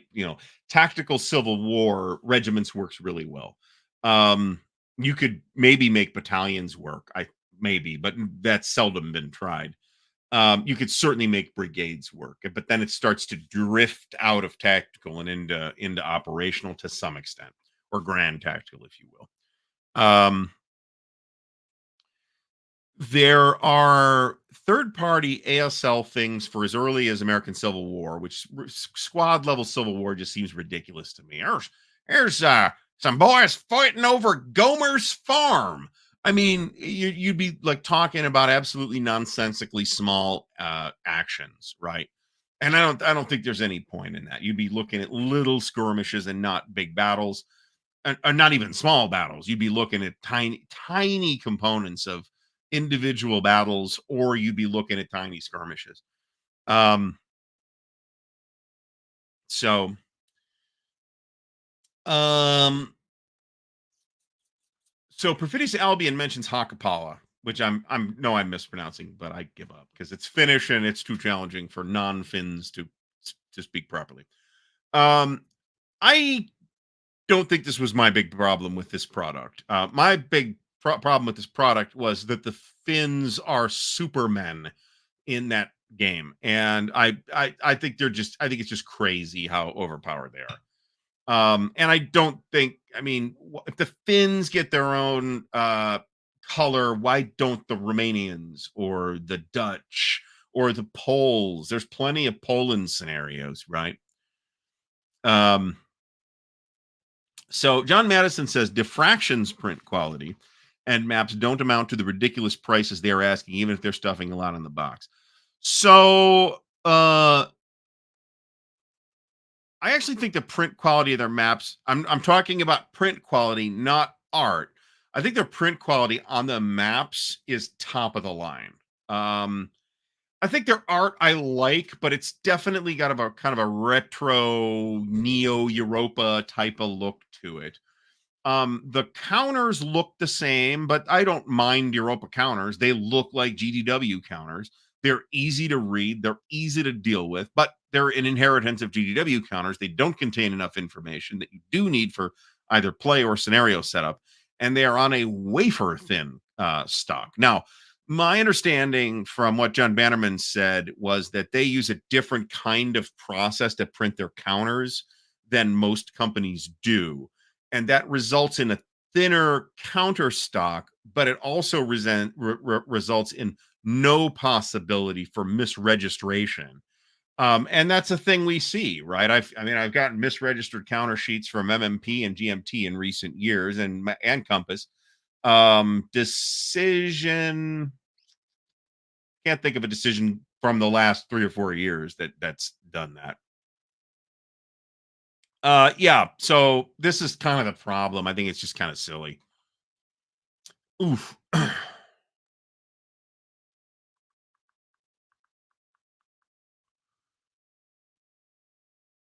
All right.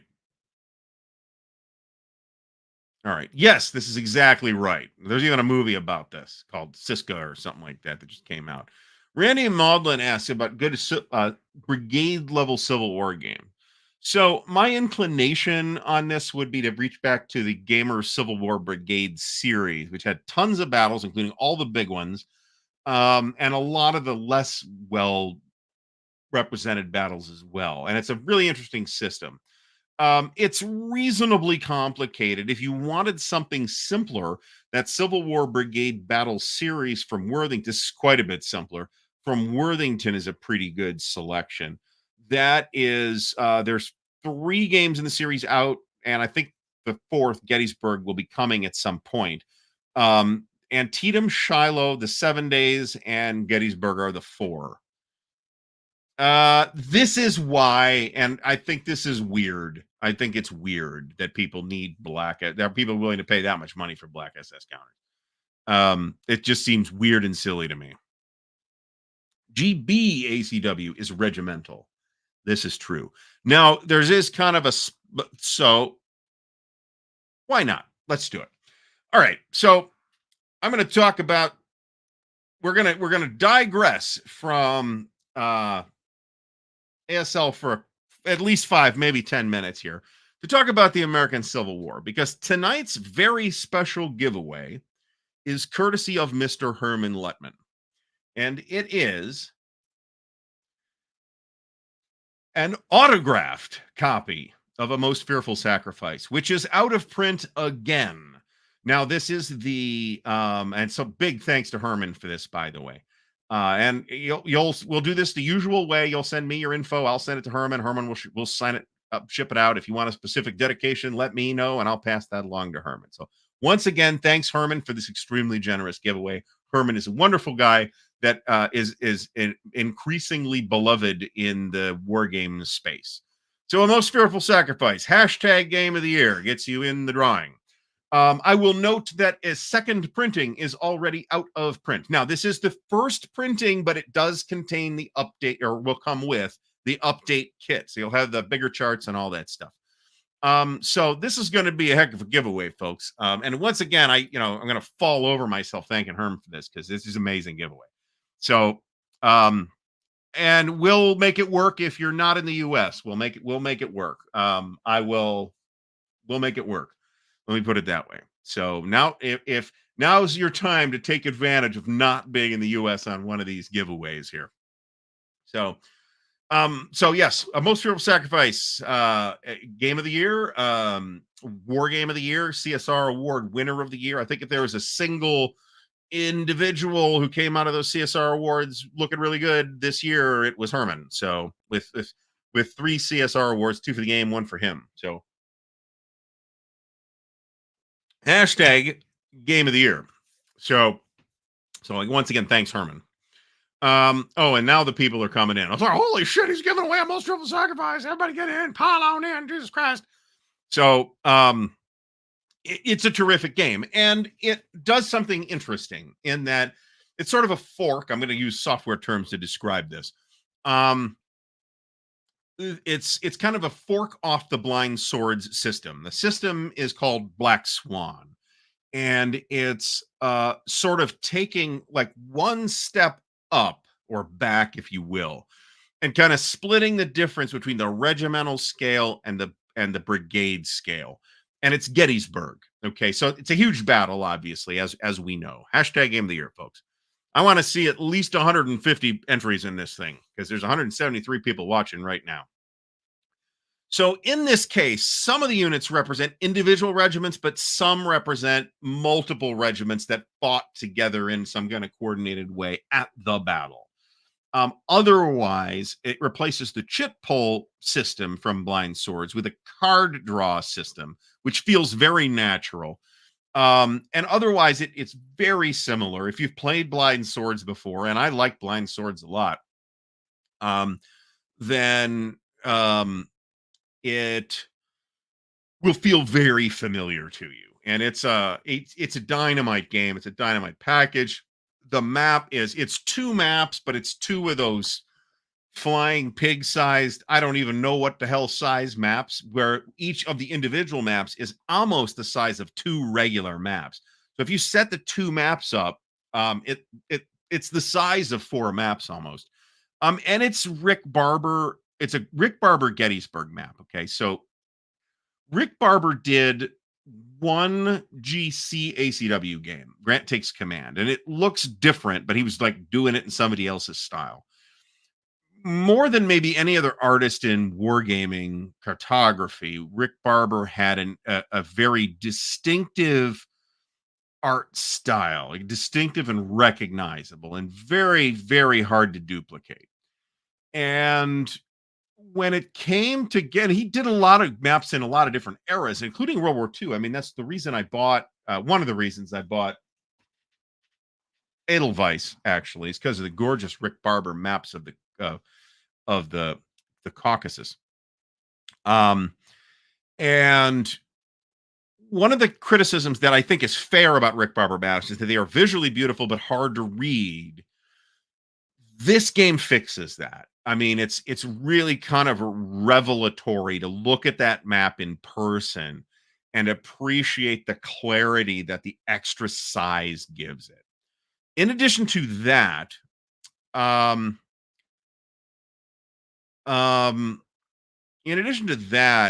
the Rick Barber was literally a guy that gave tours at Gettysburg, right? I mean, he knew the terrain intimately. So it's not his final published piece, I don't believe, but it would it's possibly his, and it's not necessarily my favorite. I think my favorite is Edelweiss, to be honest about it, but because it's just such a unique looking map at World War II. But and I've got at least 2 other Gettysburg maps by Rick Barber. So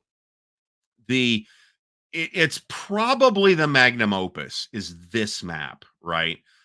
All the years of very late in his life, Rick Barber, put this map together. It's huge. It's gorgeous. The color is great. It's a really impressive package, and the game's really good too. So there were no less than three. Was this last year? Yeah, this was last year at Compass Expo.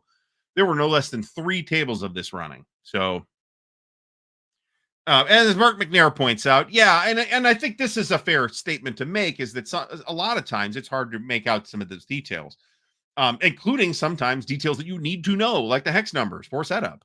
But that none of that is a problem on these maps. It's the size just really makes it shine. All right, folks, I'm going to leave this up for another 5 minutes for late coming participants of hashtag Game of the Year to win a copy signed by Herman per your specifications, which you'll provide to me and I will provide to Herman. And my email address is in the ticker, ardwulfslair@gmail.com. Really a dynamite giveaway, and once again, thanks Herman for making the offer. And I agree with this too. Although I don't know what other maps Darlene did other than the Greyhawk map, which is a absolute masterpiece. That's absolutely true. Are there not 100 likes on this video already? Because that'd be disappointing. I mean, what the hell, people? Come on. I could string this along. I'm not going to do that, but I mean, I could. That would be a slightly lame.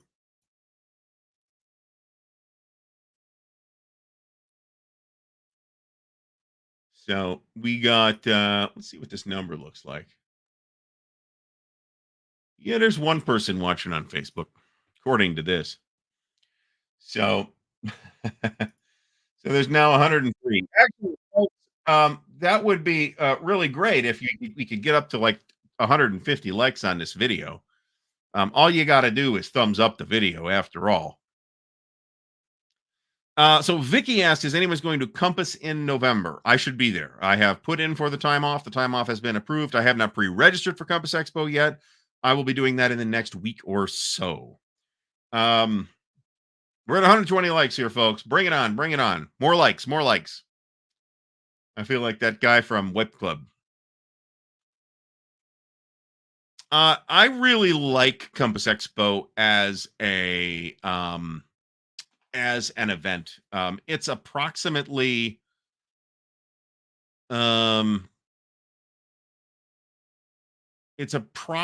half Compass games, I would say. And everything else, from whoever. I saw stuff from Hollenspiel. I saw stuff from DMT and from MMP and from did I see anything from Decision? Maybe. I don't remember that. But bring on those likes, folks. We're up to 132. Bible board games. Cool. Be happy to meet you if you do end up going. And for those who are in that part of the country, it's a good convention. The hotel's not terribly expensive. If you're going to stay there. If you don't want to stay there, there's a hotel across the street, which is perfectly amenable. And it's actually closer. What did they have for breakfast last year? I don't remember if it was shitty breakfast or whether I went across the street to Dunkin' Donuts, because there's a Dunkin' Donuts across the street. I'm probably insulated from COVID this time since I've just had it again. No, this is not great planning. It is Veterans Day weekend, by the way. Mark, Mark, first of all, thanks for stopping by. I may go to the May one next year. We'll see. We'll see how that works out. John C. Going to be in the sunny Philippines and not in Meriden, Connecticut. That's unfortunate. Yukon in November. That is in Ann Arbor. Am I right about that, Jeff Beeler? Because no, I'm not going to be there. Vicky, you're coming. That's fantastic. Yeah, I'll be happy to say hello. I will be very recognizable because everyone at this point knows what I look like, and I'll be wearing swag. So, I have more dignity than begging for likes like a TikToker. Well, we're only at 137 right now, so I'm I'm not angry. I'm just disappointed.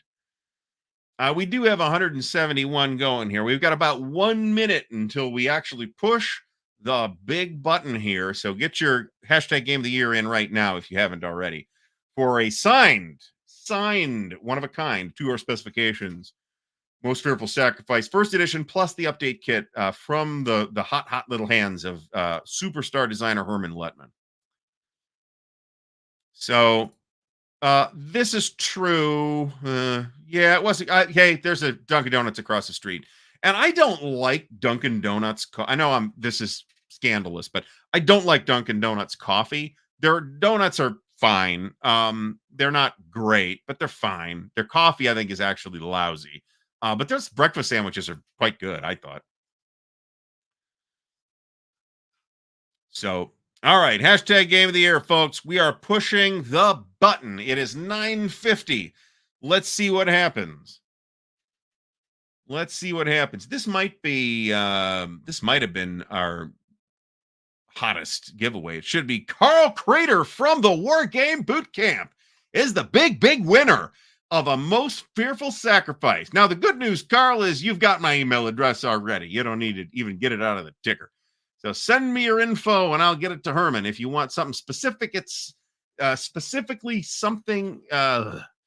If you want a dedication or something like that, let me know and I will pass that along to Herman. And he this was his offer. This wasn't. I'm not volunteering him for this. So he will be delighted to sign it to whoever you like. So congratulations, Carl Crater from the War Game Boot Camp. Finally, showing up here every week has finally paid off big time. So Mark McNair's giveaway record remains intact as usual. So, boy, so here's a great question, right? I found that you've been listed to the stream for a while, okay?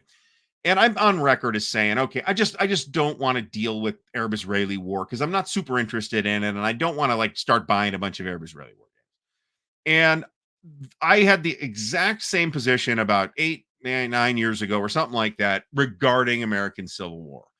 I had owned a few American Civil War games in the past, including a couple of the GB ACW games from SPI and a couple of the great campaigns of the American Civil War from Avalon Hill, and I never played any of them. And I eventually sold them all, and just or dumped them in some other way. And then I made the grave error of playing for the people. And I was basically hooked. So, and now I'm not doing this as a count. I'm doing this in terms of linear feet of shelf that it sucks up. So World War II is number one. I got World War II stuff all over the place. Napoleonics is number two. American Civil War is number three. And Ancients is number four. And everything else put together is probably about the size of Napoleonics and American Civil War put together, something like that. Oh, this is a good point. I gotta do that. Oh, we're totally Marty. We're totally doing this. We're totally doing this. Actually, I'm gonna keep the secret winner, and I'm just gonna ship it to him. We have a secret winner tonight of this fabulous Decision Games game. Everyone will know where it's going. So I mean, you do need to be careful because I don't want to say be careful, right? In some sense, I envy, and I've talked about this before.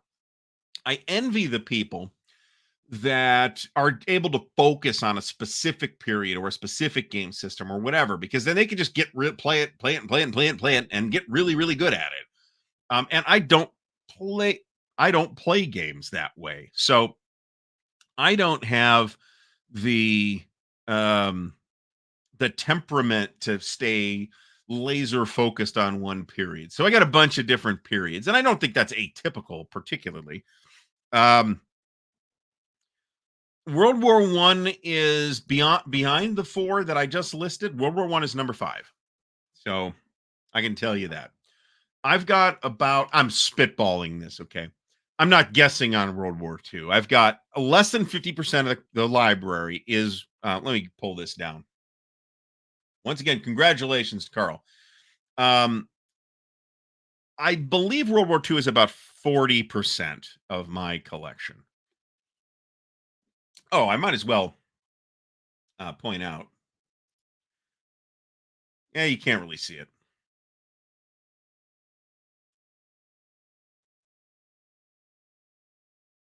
Anyway, classic cover from Roger McGowan that I wanted to show up. So we're done with the gin and tonic at this point. So Napoleonics takes up about 8 feet of shelf space. Civil War probably takes up about 7. Ancients probably takes up about 6, and World War One probably takes up about 5. I'm absolutely spitballing those numbers, but that's probably not wildly off. So, Todd Walser, thank you so much. Much appreciated. Oh, very nice. Very nice. I think Stigler, you have mentioned this before. So Greg Laubach is working. He's the designer for the new Antietam, right? Which I hope will retain the excellent title, "The Gleam of Bayonets." It's a great title. I think we said that it would. So, and naturally, as soon as the giveaway ended and people didn't win, they bailed. Um, this is the first I've heard of this, but then Pacificon is something that's never been on my radar because it's like on the West Coast, and I'm not going there. I mean, I'd like to, that'd be cool, but I'm not going there. Nice. That's pretty good. That's pretty good. And I am counting Lavatai and some of the weird box stuff, but I guess I'm not counting magazine stuff. So, Gleam of Bayonets 2, there we go. So, and yeah, this was, part of the 7,000 subscriber celebration. So, Carl, if you are still listening and you're not still jumping up and down, please do email me at ardwulfslair@gmail.com with your info and prospective dedication. Otherwise, I'm going to tell Herman to sign it, Dear Carl, Hart Herman, and we'll leave at that. So, very preliminarily, next year is looking like Winter Offensive is possible. I wouldn't say it's likely, but it's possible. It's not that long of a drive. Winter Fest is definitely happening. That's in February. Buckeye Game Fest is definitely happening. That's in April or May. I have to look that up. I announced the dates not too long ago, but it's in the very end of April or very beginning of May, something like that. And then the next thing after that is potentially Compass Spring Expo, and then Origins, which is definite. And then after that, there might be a day trip WBC. It wasn't too bad of a drive. After that, I think maybe we'll try to do San Diego HistCon. I really wanted to do it this year, and it just didn't come together. Despite very Herman's great too. Harold Buchanan, who basically runs that thing, was really good about it, and I just couldn't make it work. So, there you go, Jeff Beeler, May 2nd through the 5th. So that's going to be the War Room opens in late April. So that's. Yes. War Room will open on April 29th. That's what that means. And there's talk of GBACW at that event. We'll see. I got to talk to those folks. But best ASL historical module, Red Barricades. Moving on.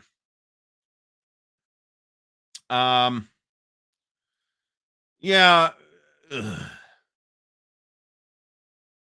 Well, Portland, I mean, I would assume it's cheaper for you than for me, I would think. I definitely want to go. I want to do Consim Expo, but it's just preposterously expensive.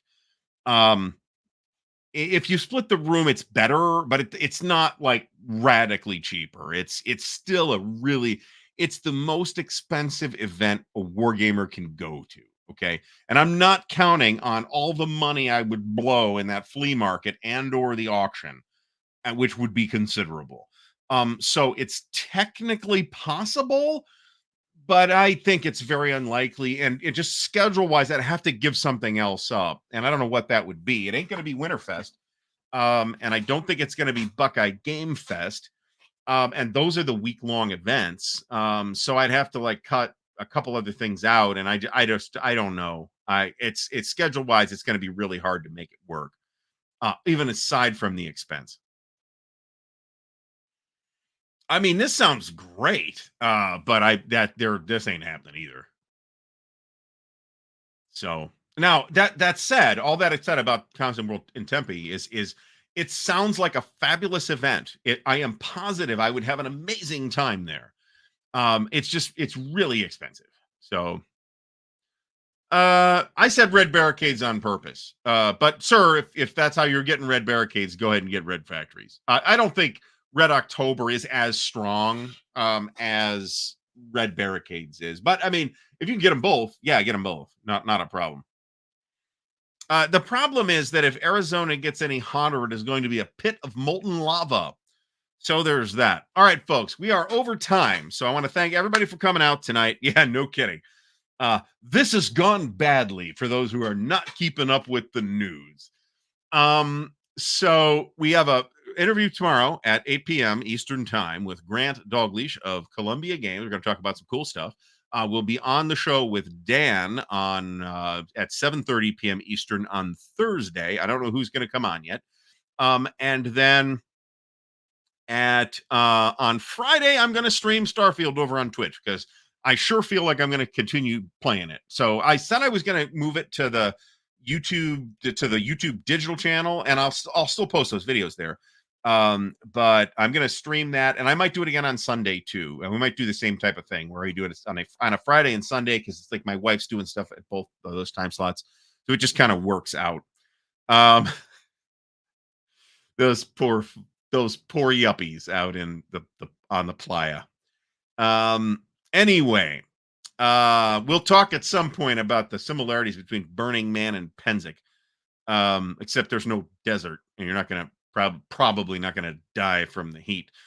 So I want to, I guess, close with big 7,000 subscriber celebration by saying thank you to everyone who comes out here every week and shows up and listens to me rant extemporaneously, sometimes less extemporaneously, but sometimes there's usually a decent amount of rant included in the show. So I want to thank everybody for the support, and especially patrons, right, and supporters who've chosen to buy the t-shirts and all that stuff, and that's great too, and it's much appreciated. But everybody that comes out and participates in the community that we've got here and is on the Discord server, there's a link in the ticker. All that, just being here supports the channel too. So the likes are appreciated. Please give me more likes. We're up to 144 right now. And I was watching a guy speaking about Starfield, and he was like constantly, "Oh, look at that! Or ding, ding, ding!" He had a big bell every time he got another like. And I don't want to be that guy. Carl Crater from the Wargame Bootcamp. Thank you so. Damn it! Thank you so much. Much appreciated. I figure, you're happy with this exchange rate, right? So send me your info, and we'll get that over to Herman tonight or tomorrow, and we'll get that moving. So again, thanks everybody for the support. That we wouldn't be doing this if people weren't getting something out of it, and I'm glad that they are. And did we just choke? Jesus H. Christ. So folks, I appreciate the support, and we will see you all again next week, if not tomorrow night.